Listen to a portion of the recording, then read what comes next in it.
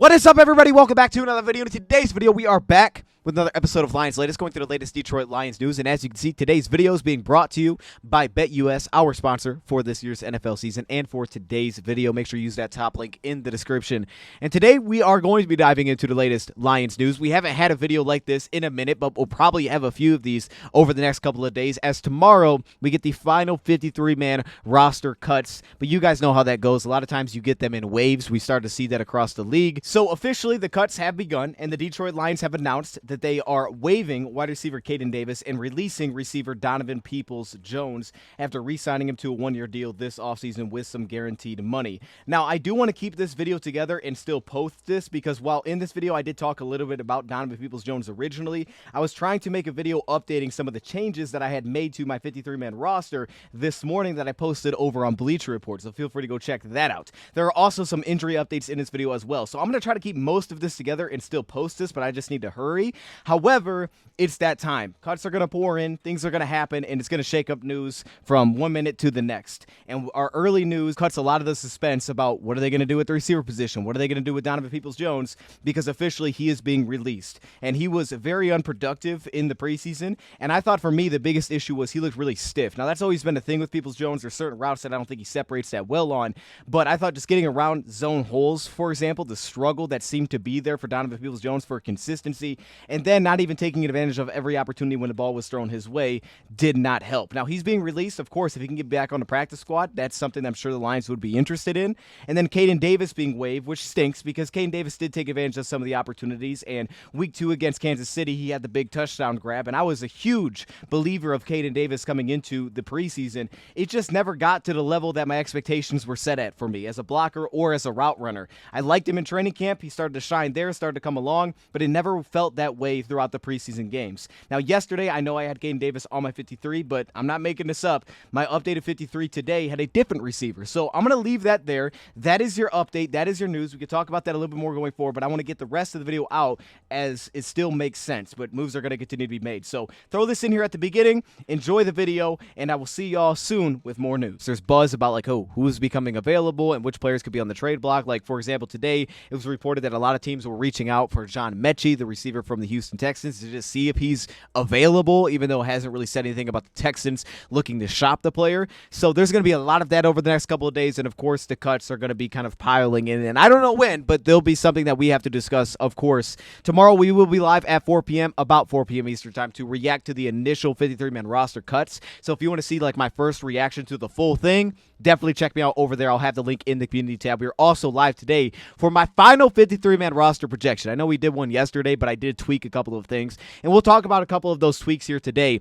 But I did want to update some of the latest Lions roster news because some of this can impact the 53, but also it's just some good news as well. So first off, DJ Reader is back, and we got that news yesterday that DJ Reader has been taken off of the active PUP list. So he is back. He has passed his physical. Now, Dan Campbell told us that he was long-term always kind of aiming for week 2 against the Tampa Bay Buccaneers, but he did say that their eyes are open, depending on how he looks, for a potential return in week 1. I'm holding out hope for that to be possible. If it's not possible, we'll be fine. We have the depth on the defensive line. We have a ton of depth on the defensive line, and it feels like we all kind of know who the locks are there, but it would be awesome to have DJ Reader for week 1. So I'm just kind of keeping my eyes open for it. There is absolutely time before that game in Sunday Night Football, basically 2 weeks from now, but it does sound like at least he should be aiming to get back for week 2, which is great, not missing that much time. Also, Emmanuel Moseley has been placed on IR, but he will be eligible to return this season. As y'all know, in years past, when you got placed on IR before the 53-man roster cuts, you were lost for the season, but there's been some updated rules to IR heading into this year where you can actually designate players to return off of injury reserve. I believe the situation with Moseley is he still has to miss at least 4 games to begin the year, but that's no worry at all either, because if Emmanuel Moseley can return, as we know, it'd be towards the end of the regular season, if not for the postseason. So it's going to be a while anyway, but he is eligible to return, but he also is going to be on IR for the Lions going into these 53-man roster cuts, which was kind of expected. And then the other news is that Christian Mahogany, the guard that we drafted that we really haven't seen yet out of Boston College, he is going to also enter in on the NFI list, which he was already on. So he's going to stay on the reserve NFI list, which means that he has to miss the first 4 games, but of course he won't count towards the 53-man roster. So it makes a ton of sense. That's kind of what I've been projecting through our 53-man roster cuts. Makes a ton of sense that this would be the case because we just haven't seen him yet. It could potentially impact their decisions with the offensive line because they may say, we can go a little bit lighter there because we know we got this guy on the horizon that in the meantime, if we can get a couple guys back on the practice squad that we like, we'll know that Mahogany's on his way. But you also wouldn't have seen him. So it's going to be a really weird situation because you really haven't seen Mahogany much at all from going through the draft into potentially playing in an NFL game as depth. So we'll have to see how that all shakes out. So great news there on the Lions front. The second side of the news is the injury updates that we got. And Dan Campbell told us like a list of names that he was hoping to get back at practice this next week. And he said that those guys are back out there in practice today, which was apparently like a 60-minute practice. But Jahmyr Gibbs, Kevin Zeitler, Terrion Arnold, Sam Laporta, DJ Reader, and Melk Rodriguez all practiced today. See any update on Dan Skipper? So maybe Dan Skipper is just out there at practice. But I thought he was one of the guys that was initially mentioned in there, but I could be wrong on that. But I just didn't see that name pop up. And this was a quote from Dan Campbell on Dan Skipper, August 17th, after dealing with a little bit of an ankle injury. He said it may be sore, but it's not long-term, a few days. Did say that everybody was out there that we talked about that I mentioned. Now, he also talked a little bit about having DJ Reader back, and man, that is a big man. He's like, look, Liam McNeil's going to have to hit some squats if he wants to keep up with DJ Reader. But it looks good having those two guys together. Also speaking on having Terrion Arnold back out there, Kevin Zeitler, Rodrigo working in. So good updates as well from the injury side with a lot of guys that we just didn't really have updates on. And then finally, I wanted to keep this thing short, but I wanted to flip over to some of the 53-man roster like updates or tweaks that I wanted to make, that I made today over there on Bleacher Report. If you want to see the whole thing, definitely go check it out. We did a 30-minute show. But the first one is this, the receiver position. So yesterday with Easy, we talked about keeping 4 versus 5. I don't think 6 is really on the table. I also don't want to completely count out a guy like Fountain because he did show to be a real vertical threat. Even outside of just the one pass that he didn't come up with, there were multiple times where he was able to get over the top of the defense, and it feels like he does bring that to a different level than, say, a guy like PeoplesJones. But, of course, it's always about preseason. It's tough opportunities like this one where he's sitting in the zone, Hooker throws him through it, but then he had a chance like this on this curl route where the defensive back jumped it. It was good ball placement. He just didn't come down with the ball. Vic here at BetUS.com. Get it all. Huge bonuses, great odds, a race book, live in-game betting, and a casino. BetUS, my online sports book and casino.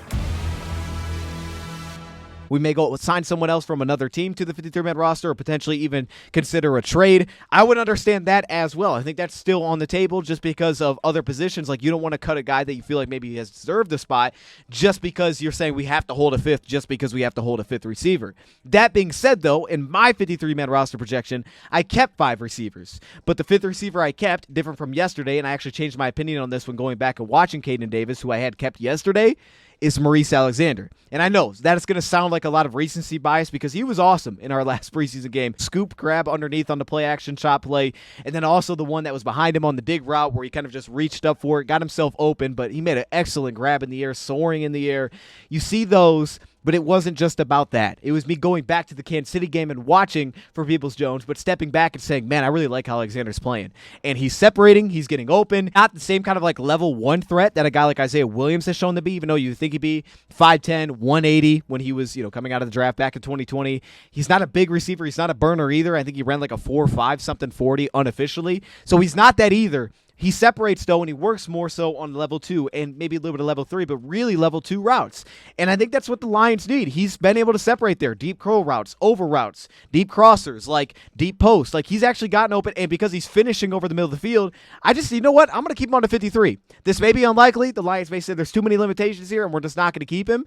But I couldn't help but just say, you know what? I felt like he's earned it. It's not just about last week. I also walked away from Kansas City when he wasn't getting ball, feeling like this guy's doing his job. He understands route detail. He knows how to open up other receivers, just like PeoplesJones does in terms of like, hey, I know this is supposed to get him open. Let me run my route properly. Let me hit my timing. Let me get myself open. And he also blocks. So I was like, you know what? Forget it. I'm just going to put Maurice Alexander at 53, and I'm going to live with it. And I'm going to feel good about it. It may not happen tomorrow, but I'm going to feel good about it. Maurice Alexander's in my 53-man roster. The interesting battle here is a guy like Maurice Alexander, I thought in one-on-ones was never dominant in training camp, and at the same time, I thought he had some issues with physicality, length. Even we saw it in some of the games like the Pittsburgh game where he didn't get the football, for example.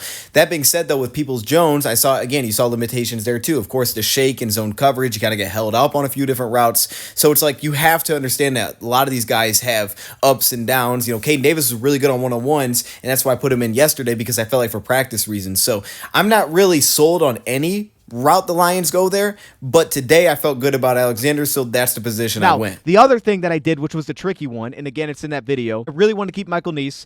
I ended up cutting him for the 53 just because I think they're going to keep 3 quarterbacks. If it was me, I would keep 2 quarterbacks. I'd keep Hooker and Goff because I feel like I've seen enough from Hooker that I would trust him as the number 2 quarterback. And then I'd try to get Sudfeld back on the practice squad as well as Jake Fromm, but really try to get Sudfeld back, even though there's no guarantee that once you cut him that he's going to want to be back. He may be like, nah, I'm going with that team. So they may lose what they want to have in terms of that value, but I'm just going to say I'm going to keep Michael Neese just because I want a little bit more offensive line depth and not completely relying on, like, when do we get Mahogany back? Because I think offensive line depth is incredibly difficult to find in the NFL. We've seen over last year, like, hey, it's difficult. Like, teams are looking for them all the time, and you just have a rotating door of guards signing in and out because you're trying to find somebody that you feel comfortable with. He played a little bit of center, didn't look great, and at right guard, I do not think that he was coming off a great game. So it's not because I thought he was dominant, but it's just because I want a little bit more interior depth, and I think the flexibility could be enough there. And I also didn't think a guy like Brian Hudson, who I thought was next up in that battle, did well enough to potentially overtake where they may feel with Michael Neese if they keep 10 offensive line, because I think Yode's a lock.